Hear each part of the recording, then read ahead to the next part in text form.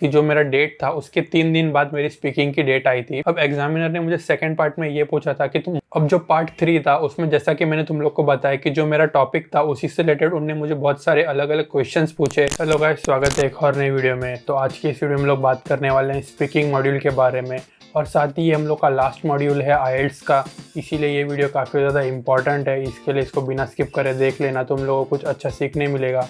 और साथ ही में मैंने बाकी मॉड्यूल्स की वीडियो भी डाल रखी है, तुम लोग ने अगर नहीं देखी हो तो उसको भी देख लेना। तो अभी हम लोग सीधा वीडियो को स्टार्ट करते हैं। तो बाकी सारे मॉड्यूल की तरह इस मॉड्यूल में भी सबसे पहला टिप है अंडरस्टैंड द टेस्ट फॉर्मेट। तो आईएलटीएस स्पीकिंग का फॉर्मेट एक इंटरव्यू जैसा होता है जिसमें 3 पार्ट होते हैं, और सबसे पहले पार्ट के अंदर एग्जामिनर काफ़ी बेसिक क्वेश्चन पूछता है जो कि आपके हॉबी से रिलेटेड हो सकती है, फैमिली से रिलेटेड हो सकती है, या डेली रूटीन से रिलेटेड हो सकती है। फिर आता है दूसरा पार्ट जिसमें कि आप लोग को एक टॉपिक दिया जाता है और सेट ऑफ इंस्ट्रक्शंस दिए जाते हैं जो कि आपको फॉलो करने हैं, और उस बेसिस पे आपको 1 से 2 मिनट तक कंटिन्यूसली स्पीच देनी है। तो इसके बाद आता है हम लोग का लास्ट पार्ट जो कि है थर्ड पार्ट। इसके अंदर एग्जामिनर आप लोग को सेकंड पार्ट के अंदर दिए हुए टॉपिक के ऊपर ही एक्स्ट्रा सवाल पूछता है। अब जब हम लोग ने स्पीकिंग का स्ट्रक्चर समझ ही लिया है तो हम लोग आते हैं सीधा सेकंड टिप के ऊपर जो कि है इम्प्रूव योर फ्लुएंसी। देखो, आईएलटीएस स्पीकिंग में फ्लुएंसी काफ़ी ज़्यादा इंपॉर्टेंट है, क्योंकि तुम लोग को जज इस बेसिस पे किया जा रहा है कि तुम लोग कितनी फ्लुएंट हो इंग्लिश के अंदर। तो अगर तुम लोग उसी की प्रैक्टिस अच्छे से नहीं करोगे तो तुम लोग के बैंड काफ़ी ज़्यादा कम हो सकते हैं स्पीकिंग में। अब अगर तुम लोग को अपनी फ्लुएंसी अच्छी करनी है तो इसके लिए कोई भी टिप या हैक कुछ भी काम नहीं आने वाला, क्योंकि इसका सिंपल एक ही सॉल्यूशन है, तुम लोग को इंग्लिश में बात करना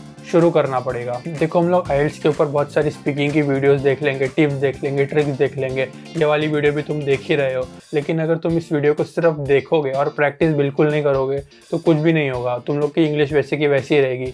इसीलिए स्पीकिंग के लिए कोई भी हैक या टिप ढूंढो मत, तुम लोग सिर्फ स्ट्रक्चर समझ लो, क्वेश्चन समझ लो, और जितना हो सके अपना वर्बली प्रैक्टिस करो। थर्ड टिप है एक्सपांड योर वोकैबुलरी। अब देखो, ये टिप के बारे में मैंने पिछले सारे वीडियोज में बात की है, फिर से इसमें वही आ जाता है। अब इस वीडियो में ये इसीलिए इंपॉर्टेंट है क्योंकि जब तुम लोग का स्पीकिंग का एग्जाम होगा और तुम लोग ने हर अपने जो पार्ट है उसके अंदर 3-4 ऐसे हाई वोकैब वर्ड बोल दिए जो कि काफ़ी अच्छे से तुम लोग ने स्ट्रक्चर किए हैं सेंटेंस के अंदर, तो काफ़ी अच्छा इम्पैक्ट प्रोवाइड करता है वो एग्जामिनर के ऊपर कि इसकी इंग्लिश बहुत ज़्यादा फ्लुएंट है। तो इसीलिए बोल रहा हूँ कि तुम लोग वोकैबुलरी को अच्छे से लर्न करो, और साथ ही में वोकैबुलरी को सिर्फ लिखना, सुनना और उसका मतलब समझना इंपॉर्टेंट नहीं है, उसको सेंटेंस के अंदर स्ट्रक्चर करना इंपॉर्टेंट है, और प्रॉपर जगह पे स्ट्रक्चर करके बोलना कॉन्फिडेंस के साथ, वो भी काफ़ी ज़्यादा इंपॉर्टेंट है। अब सीधा हम लोग आते हैं अपने टिप 4 पे जो कि प्रैक्टिस विद मॉक इंटरव्यूज। अब देखो, घर के अंदर तुम लोग के पेरेंट्स होंगे जिनको इंग्लिश आती होगी, नहीं आती कोई दिक्कत नहीं, तुम लोग के सिबलिंग्स होंगे, उनसे तुम लोग बात कर सकते हो। अगर सिबलिंग्स नहीं है या सिबलिंग बहुत छोटे हैं या उनके पास टाइम नहीं है, तुम लोग सिंपल से बात ये कर सकते हो कि अपने क्लासमेट्स ढूंढो, कोई ना कोई आईएलटीएस दे रहा होगा, कोई नहीं दे रहा है तो कहीं से भी पता करो। बहुत लोग रहते हैं जो आईएलटीएस देते हैं और उन लोग को कोई ना कोई ऐसा चाहिए रहता है जिसके साथ उन लोग बात कर सके इंग्लिश में और स्पीकिंग की प्रैक्टिस कर सके।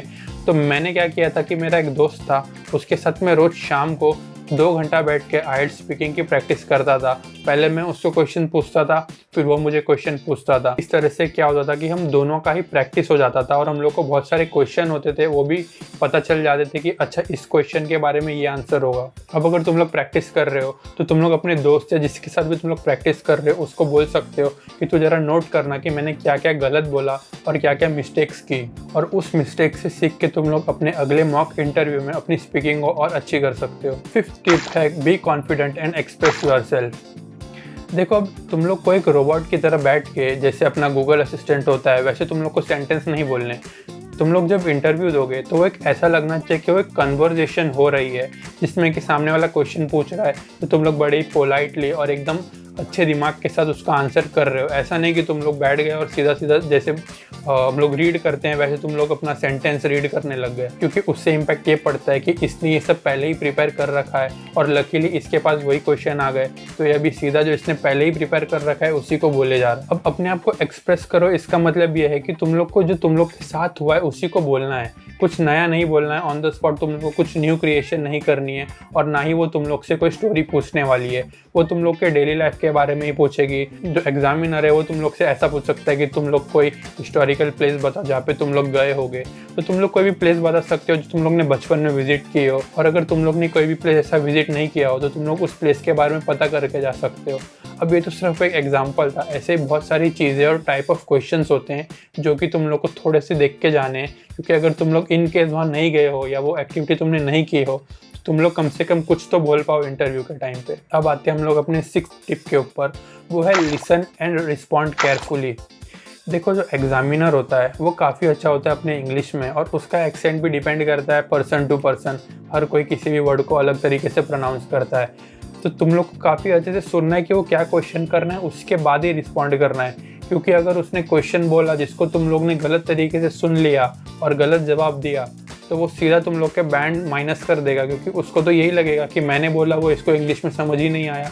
उसको थोड़ी पता है कि तुम लोग ने उसको सुना ही नहीं, तुम डायरेक्ट चले गए आगे सिर्फ आंसर बोलने में। अगर तुम लोग के साथ ऐसा होता है कि तुम लोग को क्वेश्चन ना समझ में आया हो, या सुना ही नहीं दिया हो, या फिर एग्जामिनर काफ़ी तेज़ बोल रहा है तो तुम लोग को समझ ही नहीं आया उसने क्या बोला, तो इस केस में तुम लोग उसको बोल सकते हो कि प्लीज़ कैन यू रिपीट। तो इस तरह से वो तुम लोग के लिए क्वेश्चन रिपीट कर देगा, और इससे ये इम्पैक्ट भी नहीं पड़ेगा कि तुम लोग को इंग्लिश नहीं आती। इससे उसको पता चल जाएगा कि तुम लोगों को क्वेश्चन सुना ही नहीं दिया है। अब जो 7वां टिप है वो है B familiar with important topics. अब जो 7वां टिप है वो बहुत ज़्यादा इंपॉर्टेंट है, क्योंकि ये वाले क्वेश्चन है ना अक्सर स्पीकिंग में पूछे जाते हैं, और इसके अराउंड ही क्वेश्चन बिल्ड होते हैं। तो कुछ कॉमन टॉपिक है जैसे environment, family, friend, education, historical place, your native place, फिर what would you like to be in future, या फिर how would you see your self in future. ऐसे सारे क्वेश्चंस हैं जो कि काफ़ी ज़्यादा इंपॉर्टेंट है, क्योंकि इसके अराउंड बहुत सारे क्वेश्चन स्पीकिंग में पूछते हैं। और बहुत सारे क्वेश्चंस तो आईएलटीएस के कैम्ब्रिज बुक के अंदर भी तुम लोग को मिल जाएंगे स्पीकिंग से रिलेटेड, जो कि तुम लोगों को काफ़ी एक अच्छा आइडिया दे देंगे कि स्पीकिंग के अंदर कौन से topic most of the time पूछे जाते हैं। तो तुम लोग भी इन सारे क्वेश्चंस को आईएलटीएस की कैम्ब्रिज बुक से पढ़ सकते हो, और ये बुक तुम लोग को एक वेबसाइट पे मिल जाएगी फ्री में PDF डाउनलोड करने के लिए, जिसका लिंक मैं नीचे डिस्क्रिप्शन में दे दूंगा, तो तुम लोग उसको वहाँ से एक्सेस कर पाओगे। तो देखो, जो मेरा स्पीकिंग का एक्सपीरियंस था वो ये था कि जो मेरा डेट था उसके 3 दिन बाद मेरी स्पीकिंग की डेट आई थी, और उसके बीच में मैंने काफ़ी ज़्यादा प्रैक्टिस किया था, बहुत सारे क्वेश्चंस पढ़ लिए थे जो कि मुझे पोटेंशियली पूछ सकता था इंटरव्यूअर। इसीलिए जब मैं एग्ज़ाम देने गया तो मैं काफ़ी ज़्यादा कॉन्फिडेंट था कि कोई भी क्वेश्चन मुझे पूछ ले उसके अराउंड में कुछ ना कुछ तो बोल ही दूंगा। तो फिर इसी तरह से जब मैं एग्ज़ाम में गया तो एग्जामिनर ने लकीली मुझे वही क्वेश्चन पूछे जिनको मैंने पहले से पढ़ रखा था, और वो अराउंड मेरे लाइफ ही थे कि तुम्हारा डेली रूटीन क्या है, सुबह उठ के तुम क्या करते हो, फिर अगर तुम पढ़ाई करते हो तो सुबह उठ के क्यों पढ़ाई करते हो, रात में क्यों नहीं पढ़ते। तो फिर मैंने उससे यही बताया कि मैं रात में अपने दूसरे स्किल्स के ऊपर वर्क करता हूँ, इसीलिए मैं सुबह उठ के पढ़ाई करता हूँ। फिर उसने मुझे पूछा कि तुम कितने बजे सोने जाते हो, तो मैंने अभी बोला कि मैं जल्दी सोने जाता हूँ क्योंकि अगले दिन मुझे पढ़ना भी होता है और कभी कभी मेरा कॉलेज भी होता है। वैसे तो ऑनलाइन क्लासेस चल रही हैं, लेकिन कभी कभी ऑफलाइन क्लासेस भी होती हैं। तो ऐसे तुम लोग को इलेबोरेट करना है, क्योंकि जितना अच्छे से तुम लोग समझाओगे उतना तुम्हारे पास बोलने के लिए आंसर्स होंगे, और उसको ऐसा नहीं लगेगा कि ये अंडर कॉन्फिडेंट है। अब एग्जामिनर ने मुझे सेकंड पार्ट में ये पूछा था कि तुम मुझे एक ऐसे टाइम के बारे में बताना है जहाँ पे मैंने किसी की कंप्लेंट की हो। तो फिर उसके बाद मैंने उनको कुछ सिनेरियोज बताए जो कि मेरे साथ हुए थे।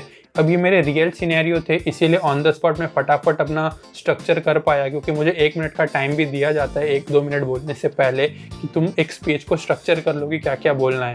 और अगर तुम लोग के पास कोई रियल लाइफ सिनेरियो ना हो तो तुम लोग को काफ़ी टाइम लग जाएगा कि तुम्हें बोलना क्या है। अब जो पार्ट 3 था उसमें जैसा कि मैंने तुम लोग को बताया कि जो मेरा टॉपिक था उसी से रिलेटेड उन्होंने मुझे बहुत सारे अलग अलग क्वेश्चंस पूछे, जिसका आंसर ऑब्वियसली मुझे पता था क्योंकि मैंने उसको अपने रियल लाइफ सिनेरियो के बेसिस पे ही आंसर किया था। तो इसी तरह मेरा स्पीकिंग का इंटरव्यू काफ़ी अच्छे से हो गया और मेरे को कहीं पे कोई दिक्कत भी नहीं आई। काफ़ी फ्लुएंटली मैंने अपनी स्पीकिंग कंप्लीट कर ली थी। तो जो टिप्स मैंने इस वीडियो में बताई, अगर तुम लोग भी उसको फॉलो करो तो तुम लोग भी अपनी स्पीकिंग काफ़ी अच्छे से कंप्लीट कर पाओगे। और अगर तुम लोग चैनल पे नए हैं तो सब्सक्राइब कर लेना, और मैंने बाकी मॉड्यूल की वीडियो भी डाल रखी हैं तो तुम लोग उसको भी चेकआउट कर सकते हो। और चैनल पे आगे बहुत सारे नई वीडियोस भी आने वाली है जो कि वीज़ा प्रोसेस, अपना ऑफर लेटर, GIC और व्हाट नॉट, सब चीज़ के बारे में मैं डिटेल में बताऊंगा कि मैंने क्या क्या प्रोसेस फॉलो कर रहा हूँ और अभी मेरा क्या स्टेप चल रहा है। तो फिर मिलते हैं अगले वीडियो में एक नए टॉपिक के साथ में, तब तक के लिए बाय बाय।